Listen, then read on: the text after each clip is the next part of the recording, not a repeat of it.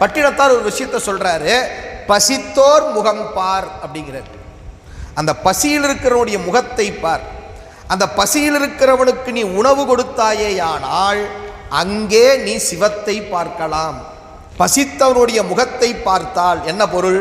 அவனுக்கு நீ உணவு தருவதனாலே அவனுக்குள் இருக்கின்ற சிவம் அகத்தில் உள்ளது முகத்தில் மலரும், நீ சிவத்தை பார்க்கலாம் என்று சொல்லி அந்த உணவு தருவதனுடைய அவசியத்தை நமக்கு ரொம்ப முக்கியமாக பட்டினத்தடிகள் எடுத்து சொல்றார்.